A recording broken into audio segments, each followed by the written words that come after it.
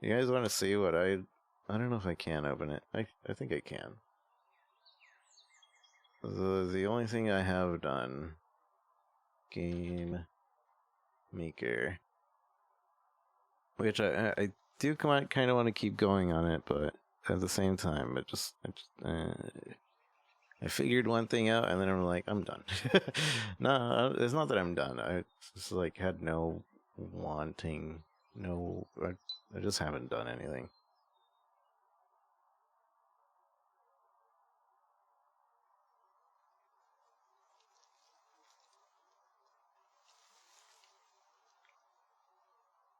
To make the visual mode. Apparently, I wouldn't have been able to figure out in the visual mode the problem I was having.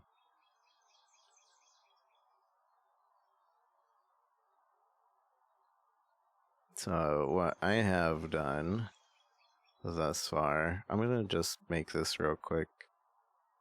The objects, and you guys will just see them all happening at the same time. So what I decided that each of these players or these characters would have a different control scheme for the thing, and I was working on everybody's different control scheme. And what we have done is that the orange is just up, down, left, right, move around, etc. This would be kind of a grid movement. This would, when it's idle, the circle when it's idle would have like its pulsing like attack. Whenever it moves forward, it would attack in that direction. It rotates, and it can only attack by rotating, and it like when you're rotating, the other end will be like the attacking end. This is like a spaceship that attacked with pew pew pew. So let's open up the thing. Open it up. And we're just going to focus on one object at a time. So the circle would have just moved around, and it would grow, and it does a little rolling animation as it moves. And I was pretty proud of that. Now, the square made it so it will always move in a, it would always move in a grid, no matter what size. So if it grew, that means it would just move more. If it's little, it would move like that.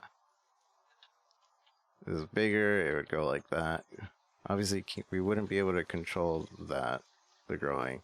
Then, the triangle, we have it set, so moving forward is that. I was going to make it so backwards was shoot and move back, just to make it somewhat awkward, but not like exactly. And I figured how to do all this and move it around and such. And then the rectangle, which got lost. Square, yeah, we would add like a cooldown to the movement.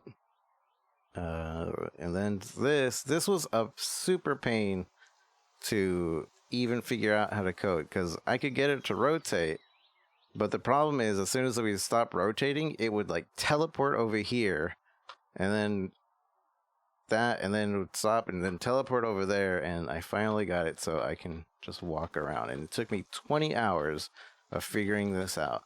And what kind of pisses me off is apparently there's a plugin for Gamemaker to add in relative rotation, which is exactly what this is.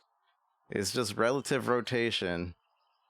And like it's rotating by this end, and then it rotates by this end, and then it rotates by the other end. And with relative rotation, I could have just put in 2 lines of code and be like, do this and then do that. And yeah, square grows at 24% screen. It's over. Yeah, I was gonna obviously put more limitations and stuff, but I wanted to figure out how to even make like the enemies, how to even put in the multiplying part, the thing that I was thinking of. And then I was like, I'll do that later. I'll do that later. I even like put things down here. See, so this is the middle left.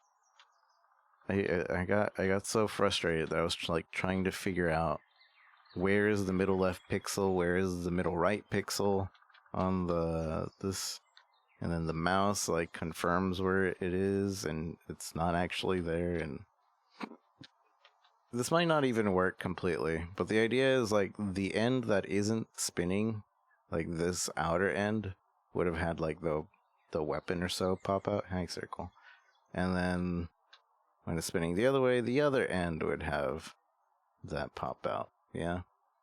Uh, we'd add a cooldown to the square after it gets so big. Uh, the circle moves slower as it gets bigger.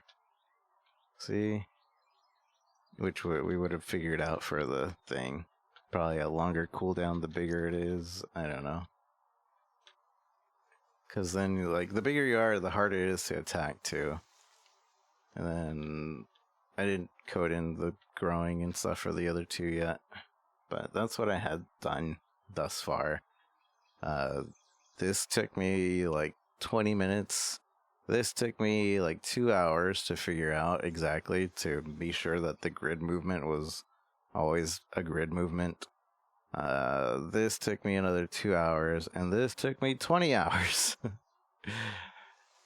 Which the relative plugin might, relative rotation plugin might have made that a 10-minute ordeal. I haven't tested out the relative rotation. From what I read, it would have just done what I wanted it to, instead of me having to figure it all out.